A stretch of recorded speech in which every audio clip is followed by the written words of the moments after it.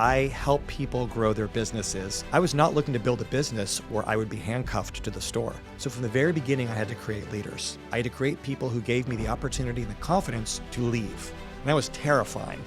Scott Greenberg is a keynote speaker, author, and franchise expert. He was a multi-unit owner and operator of edible arrangements. His franchises not only achieved high profits, but also better retention. He's delivered keynote speeches for McDonald's, Salesforce, and the US Air Force. Leadership, teamwork, increased revenue. I'm not teaching how to build culture, how to motivate, how to engage. But for me, that is like the most important thing of the entire business. What happens when the fire goes out? What happens when you have an employee who doesn't want to follow culture? I would promote them to customer. Scott, welcome to Slay. Thank you for having me. What a pleasure. I'm super excited to get into it today. I feel like there's so much to learn from you. But first and foremost, my first question for you is explain to us what you do for a living. Boy, that's the question I ask myself every single day. So I am a speaker, a writer, consultant. I help people grow their businesses. Probably 60-70% of the groups I work with are franchises and the rest are everything else. But I'm into helping people be at their best, work at their best, and develop businesses that make money and make a difference. How did you get into franchises? Most people back into it. Nobody graduates high school and says, someday I'm going to be a franchise business owner. I was a motivational speaker, straight out full time. I had a bout with cancer in my 20s, and that led to doing motivational speaking, and it kind of really got big. And I'm traveling around giving presentations. My content evolved from, resilience, overcoming adversity, to peak performance, and then leadership. But I was talking to people in my audiences who had a lot more experience managing and leading than I did. And so I always felt like a little bit of a hack, a little inauthentic, because I was just quoting theory from other people. And then I saw an airline magazine ad for this franchise called Edible Arrangements. And I thought, that's cool. We don't have that in LA. And I like the idea of, my wife and I were starting a family. I want another stream of income. But I like the idea of a franchise because it's all these people doing the same thing, but getting different results. So as a motivational speaker, that part I found really cool. So I thought if I could go in and crack the code, not only could I make money, but then I could share that on stage. So that is how I got into it. And we struggled for a while. I made my mistakes, but we learned from it because I was there to learn as much as to earn. I brought that curiosity. And so what I was, the stuff from motivational speaking that actually worked, a lot of it didn't, what actually worked helped the business. And what worked in the business then helped what I said on stage and ultimately my clients. Scott, what is a franchise for those at home who aren't familiar with the term? So a franchise, it is a business model where if I want to be a business owner, but I don't have a concept, I can go to a company that's already created the concept, created the brand. I can pay them a small fee and then a small royalty, a small percentage, on average 6%, to basically run one of their businesses. So if it is, Louise's lemonade stand, love it. I pay you a one-time flat fee and then a royalty, and then I own the business, but you support me, you help me with marketing, you help me with purchasing because you're part of bulk purchasing from all these different lemonade stands around the country or world that are doing it. So we're sort of in partnership, but I own it, I run it, I have liability, and I make or break my own future. So it's a way to have business ownership, but you're paying a royalty to a larger group that you're associated with, and you get a lot of value for that royalty. What's an edible arrangement? So edible arrangements are floral arrangements made out of fresh fruit. So basically, we would cut fruit, put it on a skewer, and create these lovely bouquets. And we would, dip some of the fruit in chocolate and add all kinds of wonderful things to make it bigger and more wonderful and more expensive. And so, the average owner would think we're in the fruit basket business. For me, I was like, no, we're in the celebration business, which is very different. I was, you'll be pleased to know that I actually received one as a birthday gift one year. And one of my clients said, "Oh, I got you an edible arrangement." I had no idea what that is because in the UK, I feel like this doesn't yet exist. Maybe a franchise opportunity here for you. And when it arrived, I was like, oh, wow. Like I can totally see why this is a popular gift. Like instead of giving cupcakes, you've got the opportunity to bring something healthy. Like I'm obviously, a gym owner. I feel like she wanted to give me something that was like perhaps a cake, but didn't want to go there. So when do you feel like people would typically like reach out and buy your product? They would buy it for special occasions, Mother's Day, Valentine's Day, birthdays, thank yous, congratulations. Um, we tried to get a lot of corporate accounts. So we Hmm. built relationships with realtors who'd want to use that as a gift for someone they sold it to. We're here in LA. Our location, our first one was near Cedar Sinai. So we do a lot of things related to, someone's sick in the hospital, but also a lot of specialists who would get referrals from general practitioners and needed some kind of gift. How long ago did you get that arrangement? Maybe 2 years, 2 or 3 Okay, well, years. we sold the stores by then, so someone Got else you. made that money, but it was probably through the store that I Gutted built. for you. How many of them did you end up owning? I only had two Uh-huh. because I had very specific goals. My main gig has always been this speaking and the consulting, but I wanted to see if could I number one, could I build a successful location? The second goal is could I take one that was flailing and could I acquire it and turn it around? And what happened? I did. Excuse me, Fabulous. we did. My team and I, my manager, collectively were able to apply what we learned in the first store and use it for the second one, and we turned it around. So, what are the unique challenges of owning and operating a franchise? What did you experience firsthand? So certainly there's the challenges with recruiting, retaining, and managing employees. Mm. As much as I thought I knew a lot about leadership, I had a lot more to learn. And I remember sitting my team down for the first time, and I started talking about our mission. Let's brainstorm our values. And one of them raised their hand and they said, "How long are our breaks?" Like it just did not connect at all. There's no I in team.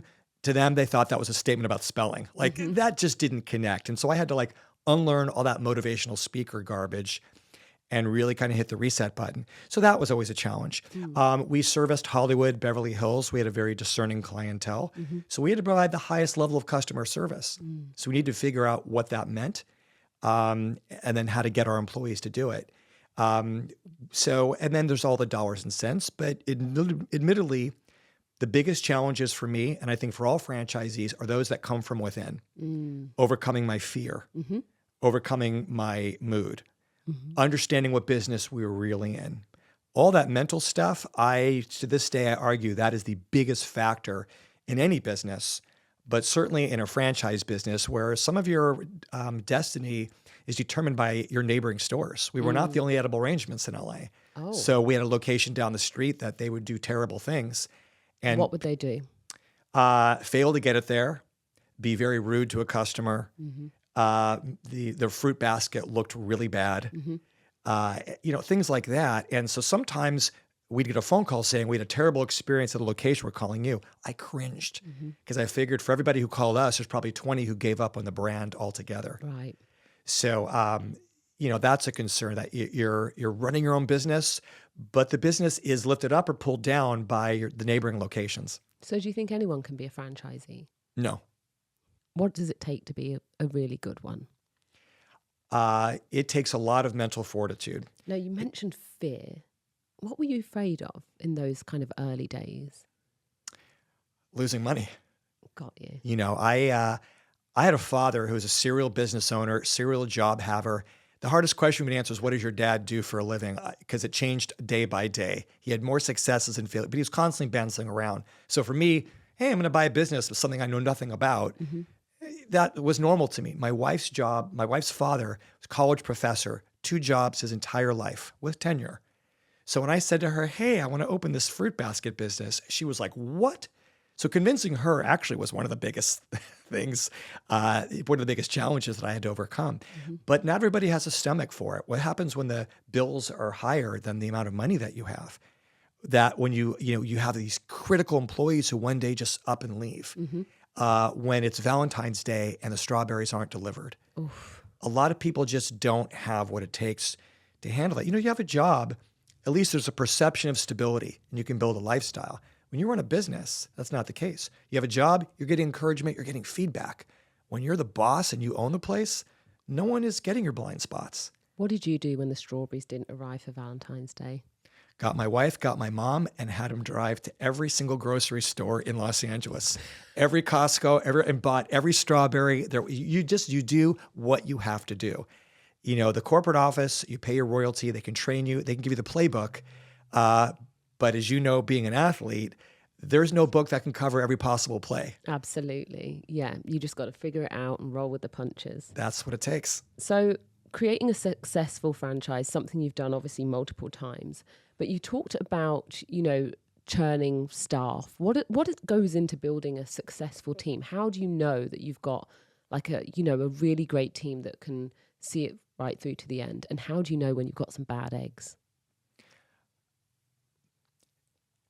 I think we set our own goals in terms of what we want for our teams. I wanted a team that would enable me to not be there.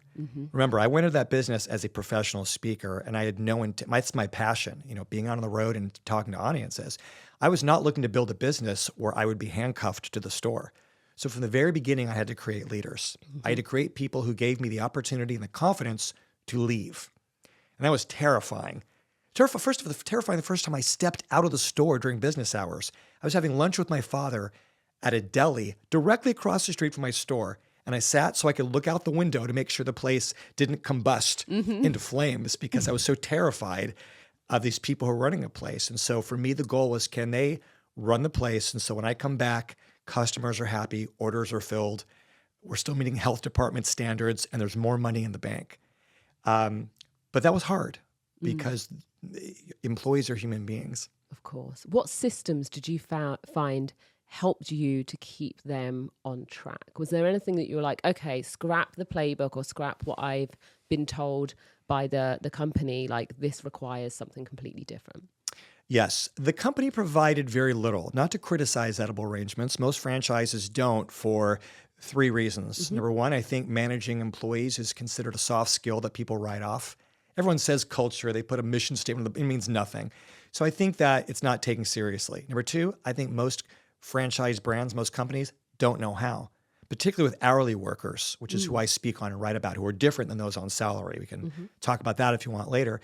But the third reason in franchising is that franchisors are terrified of being designated as what they call joint employers, where the government sees McDonald's corporate as being responsible for what happens at a location that's independently owned and operated. So lawyers have told franchisors, stay away from everything related to human resources at the franchisee level. Some interpret that as don't say anything about how to manage employees. So even though the franchise promises, we're going to teach you everything you need to run a successful business, most of them break that promise because they're not teaching how to build culture, how to motivate, how to engage, right? But for me, that is like the most important thing of the entire business. Where do you start when it comes to the workforce? I think you start with envisioning what kind of culture you want to have. Because every business, every group of 2 or more people has a culture, their way of doing things, for better or for worse. The best by design, most are by default, and it doesn't work so well. So think about what is the culture that you want to have in your business. And then you need to be able to articulate that. And what are the values? And then you come up with rituals and things that reinforce it. Being as deliberate about that as you are about marketing, as you are about watching your numbers. So your employees realize, wow, the way we are together, they take that pretty seriously around, and suddenly it becomes theirs. They don't own the business, but they do own the culture. And making that a daily priority that you are focusing on and reinforcing. What type of rituals did you come up with in your business? Anything where people felt each other's humanity. They weren't just coworkers, they're like colleagues, right? And people use the word family. We treat them like family, but what is that in the Manson family? Like toxic family? Like, what does that mean, right? And so it's that we are a tight group where we see each other's humanity, that you're not just the dishwasher, right, or the driver. You know what I mean? You're Louise, and I know your dreams, and I know your goals, and you know mine, but we're working towards the same goal, that we have this mission, and here we care about the same things. So I realized that a lot of people who came to work for me came from a pretty rough home life and didn't get a lot of emotional support. I was very strict about my numbers. I had labor costs that I wanted to maintain. So I wasn't relying on money to motivate or build loyalty. I wanted to create a feeling, because I believe feelings, emotions drive human behavior more than anything else. People will pay a premium for a better experience. Employees will accept less for a better experience. Not that they should be paid less, but I wanted to give an experience where they said, wow, that is an amazing place to work. Because then they would create experiences for our clients that were great. So one ritual we had was we had regular meetings that were about teamwork, not about business work, but about teamwork and what that looks like. And one thing they loved is we'd go around a circle. We'd spend 3 minutes on every employee praising them. So Louise, imagine being in a circle where everybody's talking about what they appreciate about you, what they love about you, what makes you great. This sounds like heaven. Great. They would end up crying, right? Oh. And they were on the clock. I was paying them to get this love, Oh. right? They're not getting that anywhere else. They're not going to go leave $2 for $2 an hour more to go work somewhere else when they're getting that. So that was something that was important. I would try to have conversations with them to figure out what are their hopes and dreams, especially career-wise, and what could I do? What could I say to make this job relevant to that? So one thing that the data is showing about Generation Z, increasingly large part of the workforce, they're very entrepreneurial. So I tell my audiences, if you have a lot of Gen Z employees, and that's the case, treat it like a paid internship. Find out what their entrepreneurial interests are, and every now and then check in with them and talk about what's happening here at this job and how that will prepare them for that. So they feel like, wow, this is a direct connection to what I'm doing, which engages them. But it's also saying, hey, it's not just my goals that matter, it's also yours. And we're here to help your dreams come true. I think that builds incredible loyalty. So I tried to have those conversations. I was not the perfect employer, but got better. And my manager, got better. And those things made a world of difference. And so other franchisees would call because they'd see how great our retention was and how great our numbers were, and then ask a question that would drive me crazy. Where are you finding such great people? They just want to know my fishing spot. And they don't realize, no, you find pretty good people and then you make them great and you create a workspace that inspires them, right? And that takes effort. You don't just find someone great and then think your work is done. Have you ever created a workplace culture and then scrapped it entirely because you felt like it required something completely different? No, not scrapped it entirely. But every workplace that I've ever been a part of where I was in a leadership role, it was continuous improvement, continuous refinement. Culture is not something you build and say that it's done like a building. Like it requires ongoing maintenance, ongoing love. A lot of managers, they think, well, my job is to, light a fire under them. To me, great leadership is feeding the fire within them.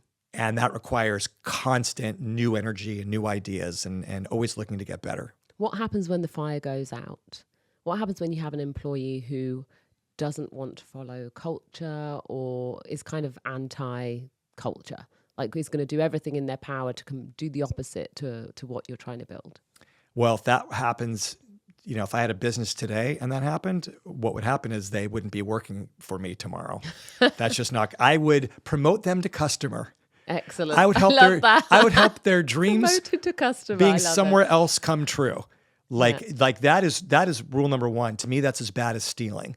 Like, I'm going to train employees that we exist. Priority number one is to keep our culture strong. That's more important than serving customers who are making money because it starts with a great culture and we all have a hand in that. So when you show up, you better make this place better. Not that you can't have your bad days because part of any great culture is having grace for each other. It's like, we're not perfect. But overall, you better be someone who lights up the room when you enter and not when you leave. Oof, good one, Scott. Now, hourly employees and salaried workers is something you know a lot about. You wrote a whole book on it. How do they differ from one another?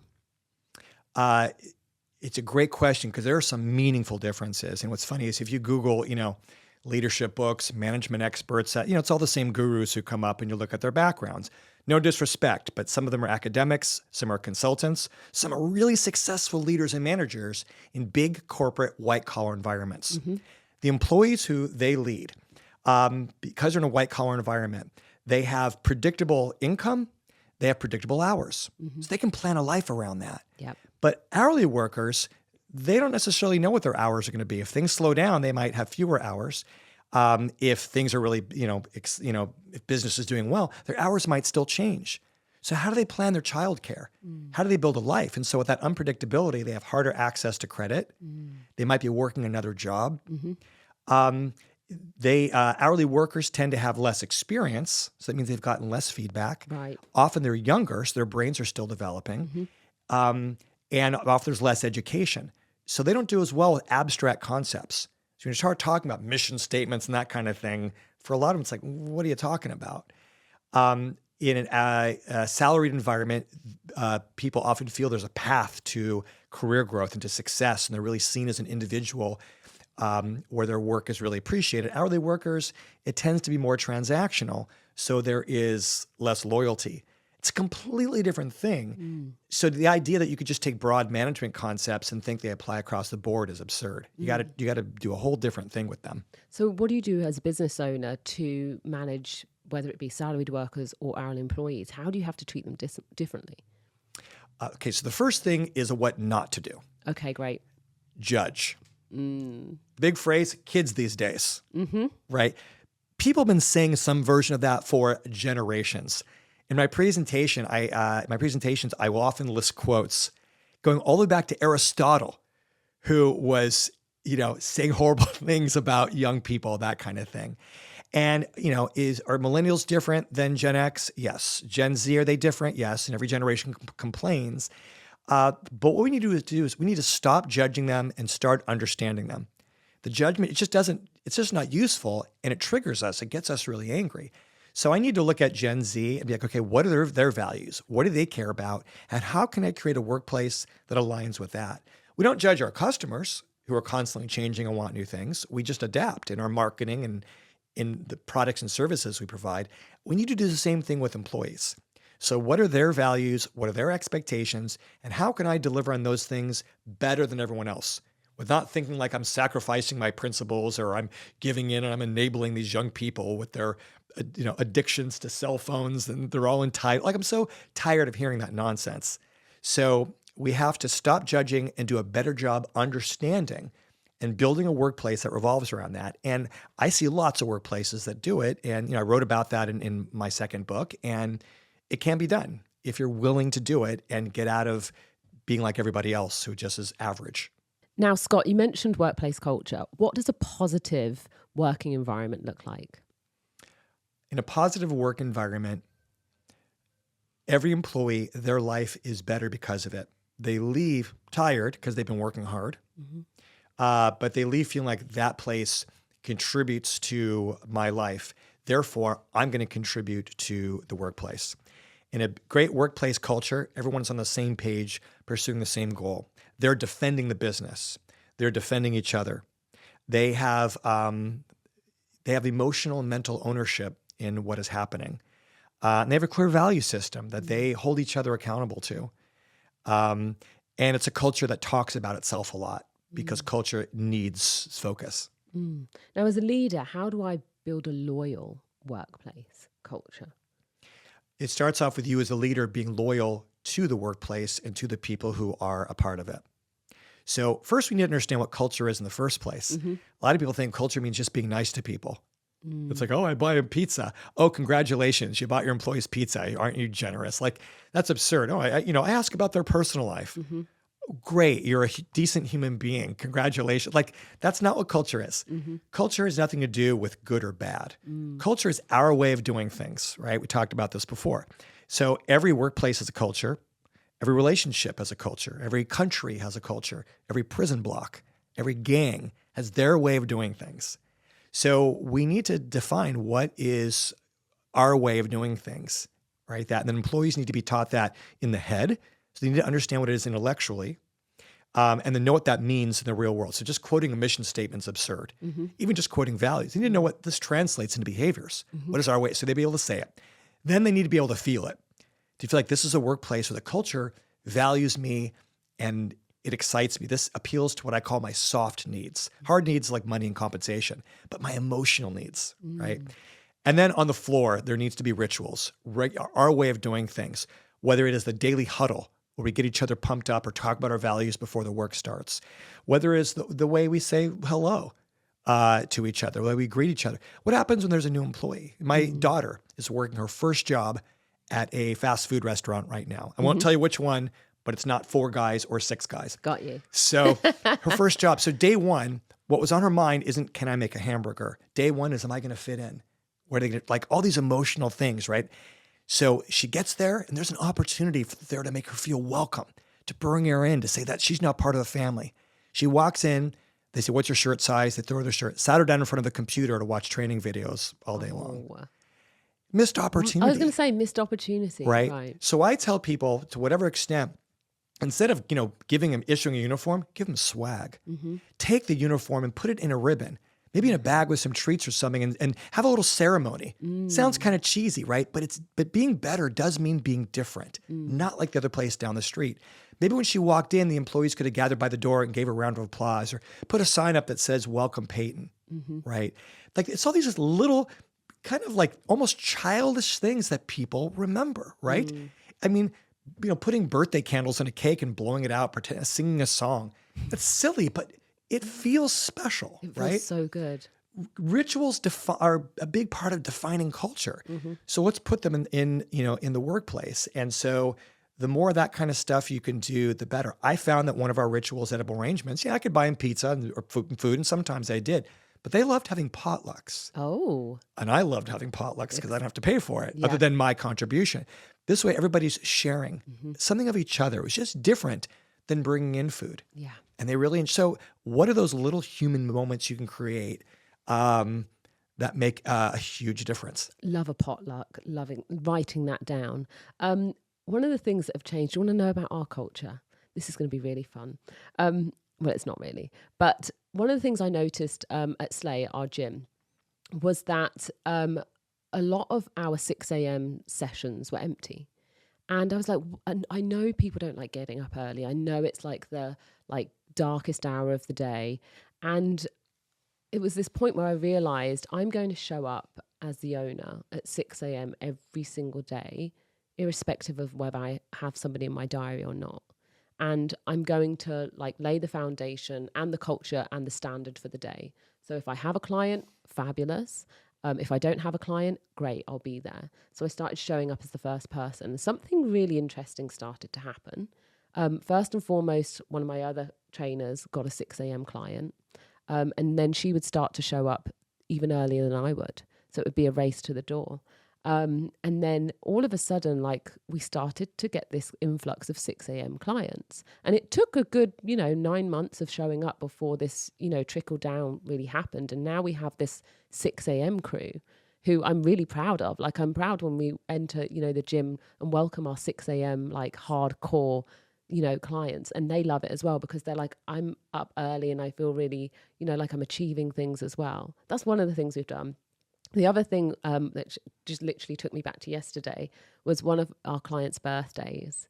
And I love birthdays at Slay. Now, as we've gotten towards a bigger gym and more clients, the rituals become less elaborate. We've had red carpet ceremonies, we've had Hollywood Walk of Fame stars, we've had all kinds of things. We always play Stevie Wonder's Happy Birthday.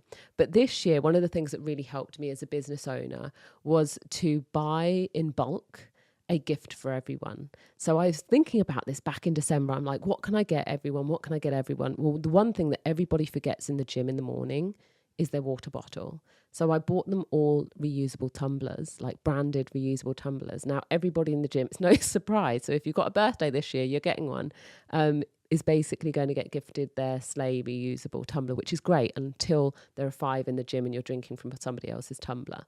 And I just realized just this one gift, and I've written down, we have, every single week whose birthday's coming up, just making sure that we really celebrate, not just our customers, but also each other. It's been just absolutely game changing. And it's been something that I feel like this year I've kind of nailed, but I had to be really, really proactive about that. Last year, I feel like I didn't even get anywhere near, but super important. And I've seen how it's really changed things. Well, I've worked with a number of fitness chains. I've been a member until recently when the local gym that I could walk to closed down.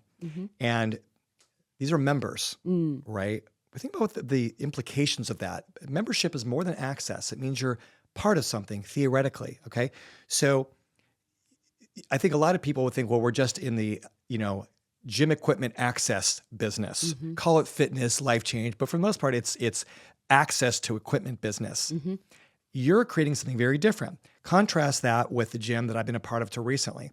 I often would work out at 6 a.m. And when I walked the doors at 6 a.m., the person sitting at the front desk who would scan my thing 9 times out of 10 is on a phone call, calling a member from an East Coast location, leaving a message saying your credit card has been declined. Please call us for.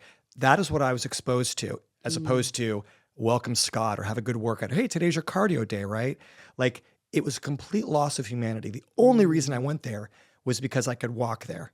That was the only unique value proposition compared to what you do at Slay, which was you create an emotion, a feeling that I'm sure creates incredible loyalty. And you showing up at 6 a.m. when no one else was, you Tom Sawyered that place, right? What does Tom Sawyer do? Break it down for he me. paints. Okay, he paints a fence, right? Knowing that if he starts painting it and he acts like he's having fun, other people join. Before he knew it, he was sleeping, watching other people paint his fence because he made it cool by going first.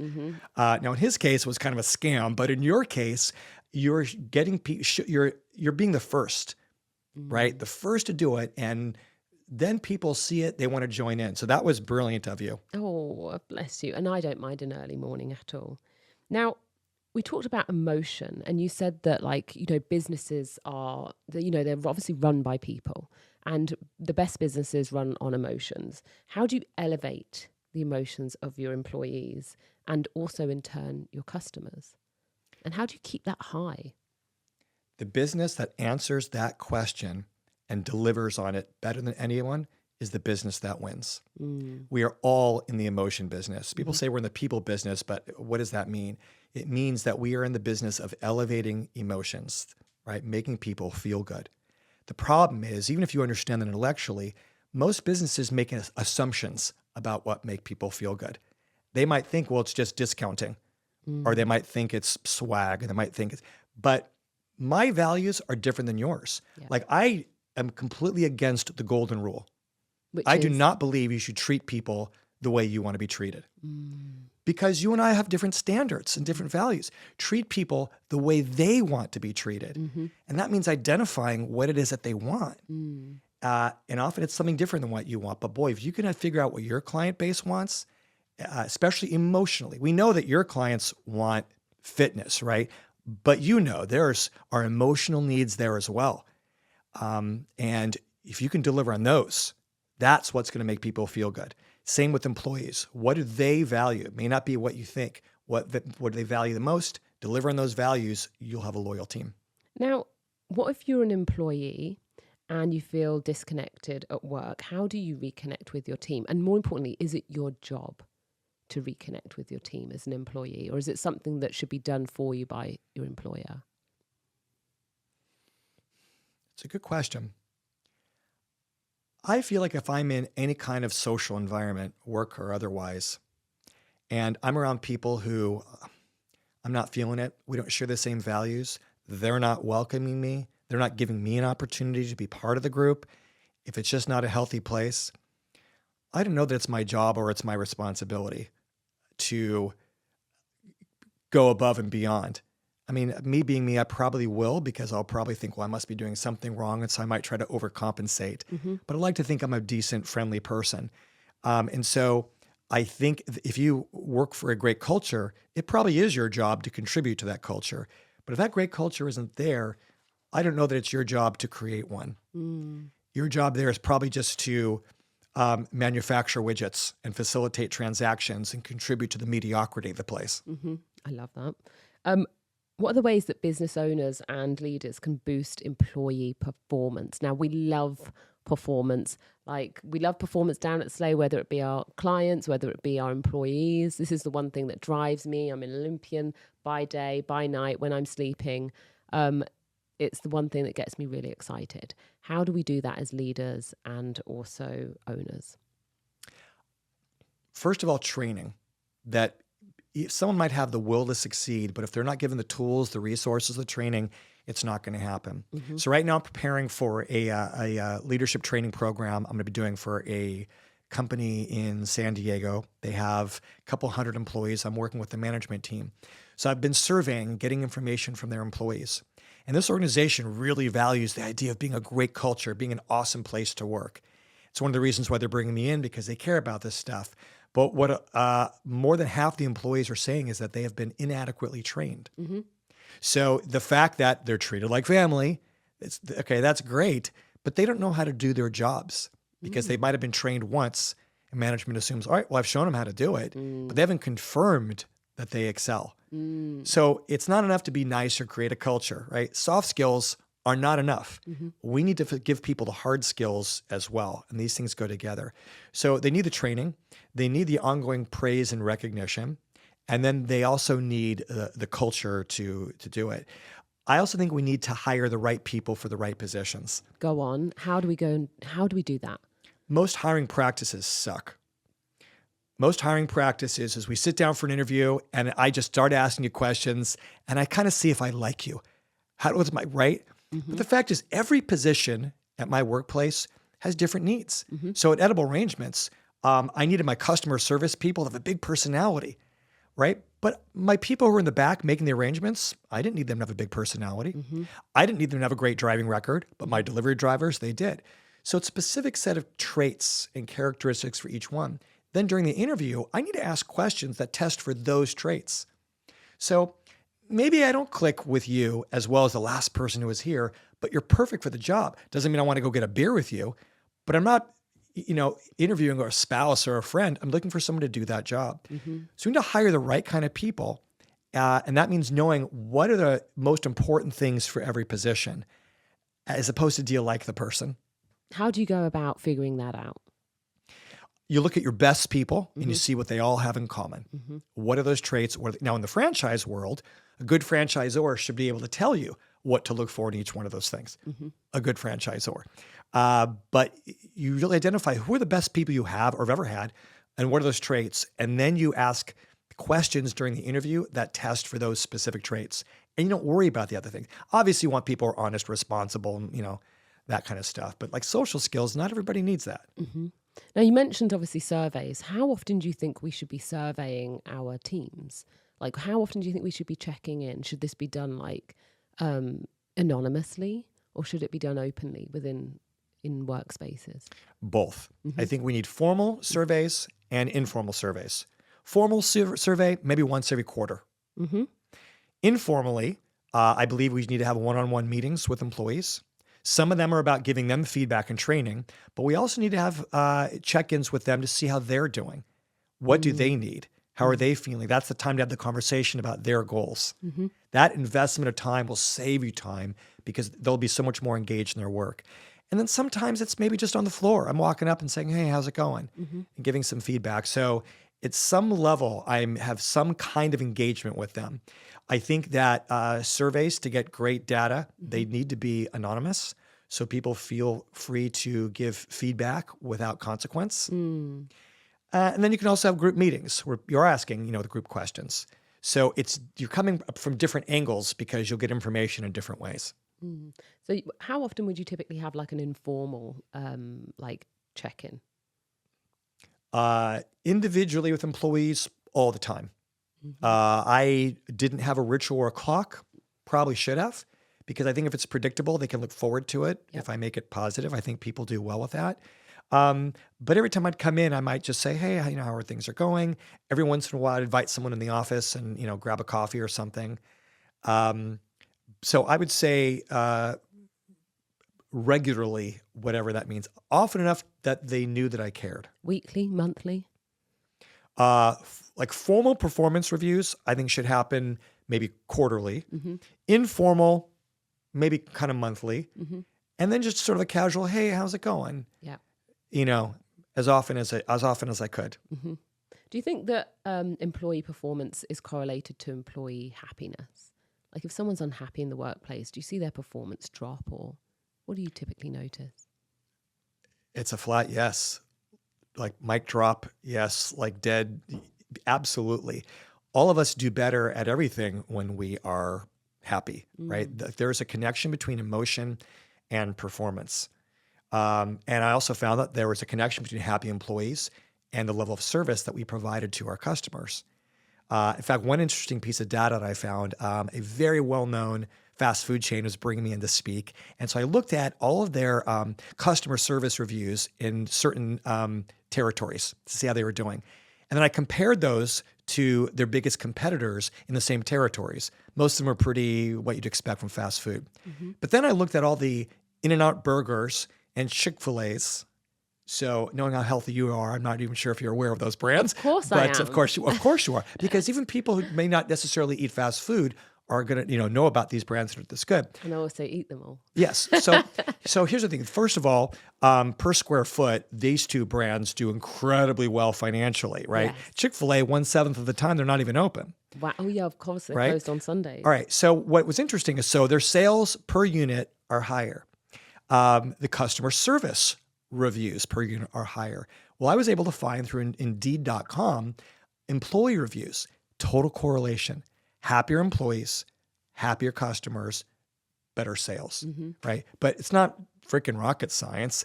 When people are happy, they're going to do a better job, right? Because they're not distracted by how much they hate their boss or how tired they are, that kind of thing. We do better, which is why we need to make self-care, which I know you're huge on, a bigger priority, because that will directly correlate with better performance in everything we do. How would you encourage self-care in the workplace or, amongst your employees? Well, it starts off, I think, with the manager caring about the selves of those employees, asking questions that, it's not just performance. Edible Arrangements, we celebrated birthdays and special occasions. And a guy I knew who owned another location, like he only wanted to celebrate work anniversaries. He only interact with them at the work level, not at the human level. Feels a bit cold, doesn't it? Freezing cold. And so I think it's important that we recognize their humanity, that if they're sick, that we send them home and maybe send them some soup, that we see if they're stressed out, that we demonstrate care for their wellness. And if we demonstrate that, they're going to say, okay, this is a place where my wellness matters. And so they're more likely to speak up if they need a physical break, a mental health break, time off, that kind of thing. But, we need to communicate that we care about you, but also you're going to contribute more when you're in better shape. So we require you to be as happy as you can be and do it all you can to be healthy in every way. I love that, Scott. Now, are there different types of management styles? You've managed 2 franchises now. You must have felt probably, even just in those 2 different locations, probably required different things. Talk to me about management styles. If I'm somebody who wants to grow, how can I refine, and what types of styles are there? There's the styles that come naturally to us. And there's the styles that may not be what come naturally, or may not even be one that we're comfortable with. The best managers are able to take on multiple styles based on what the situation calls for. So, more interesting stats for you. So this is what you get when you invite an author. They come out with all these statistics. I love this. So research was done of 100,000 managers, most of whom were leading hourly workers. And they got all this information about them from 1 million employees who were surveyed. And so they identified, and then they ranked all these managers from most effective to least effective. So I identified one group of managers who are what I call, this is my terminology, not theirs, GSD. What's GSD? Do you swear in this podcast? Absolutely. Get shit done. Yes. So they're all about metrics, hitting their goals, right? They want the work to get done. All right, that the workplace is the beehive and the employees are the worker bees. How much honey do we need to make today? That's the GSD manager. Then there's the TLC manager, tender loving care, about employee wellness, about culture, about this being a great place to work. So you looked at the GSD managers, and what they found is that of that entire group, only 9% of them were ranked among the top 10% of all of them. Oh, wow. Then they isolated the opposite group, ones who weren't so results-oriented, but were absolutely people-oriented and emotion-oriented. How do you think they did? Really good.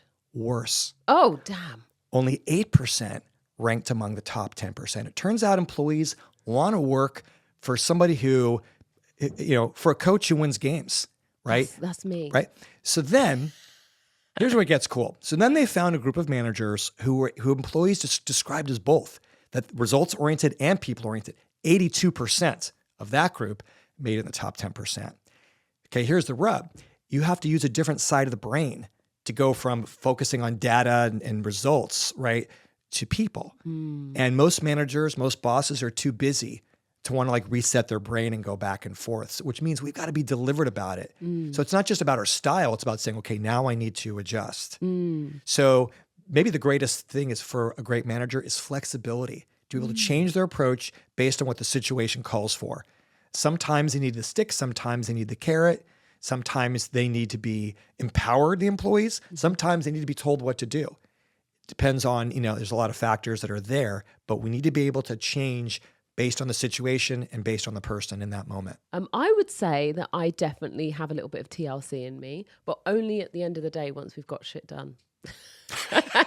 Once the scars are inflicted and everyone's crying, then that's right. So Exactly. it's easier to get forgiveness than permission is the mentality there. Like, I'm going to abuse you now, but I'll say I'm sorry later. Absolutely. So my wife, she'll get over it. Yeah, I learned that one the hard way. We'll cry about it. Yeah. Now, obviously you have kids and a wife at home. Do you implement any of these like franchise management styles at home? Like, do you take your, what you do in the workplace and do you implement that in your home life? How does that show up for you? Or does it? Well, remember, I'm a motivational speaker, right? Even my book, The Wealthy Franchisee, it's really a personal growth book disguised as a business book, right? That's the stuff that I find delicious, right? The business metrics, that's just a scoreboard.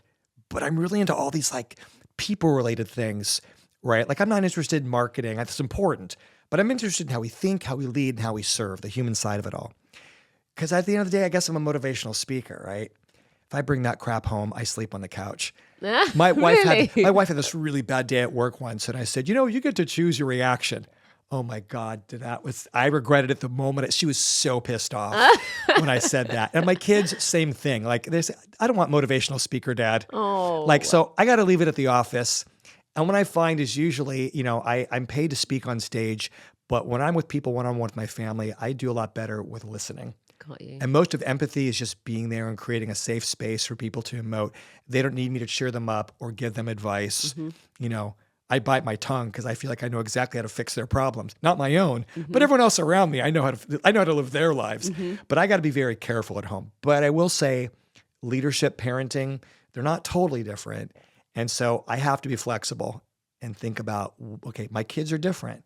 So what does Peyton need compared to Bailey? And if I can shift to that and bring out the best in her, then I'm going to do it better. But I don't know. Don't ask me about parenting. I was going to say, what tips do you have from leadership parenting? Because I feel like everyone says, oh, you're going to be a really good mum. And I'm like, I think I'm going to be a really like straight down the line. I feel like Eric is the parent that's going to be way more flexible. But I'm going to be like, okay, this ship still needs to run. Let's keep this thing moving forwards. But like, have you ever been in that situation where you're like, okay, no, I did this last week at work. I've got this. Because as we know, again, no playbook for parenting. And so what are the ways in which you feel like, okay, I've done this before. I've got this scenario. There's one thing, and actually I have been asked a few times to do parenting workshops. I thought it was absurd because it's not like I proved myself as a parent. They might both wind up in jail for all we know. Like I haven't proven myself in any way, but I love my kids and I'm proud of them.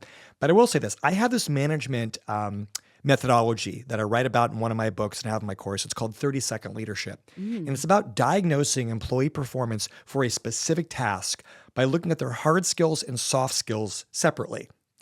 I'll summarize it right now to get to parenting by saying, when you're looking at someone's performance or behavior, you ask the question, is the issue what they know, hard skills? Is it how they feel, soft skills, or a combination?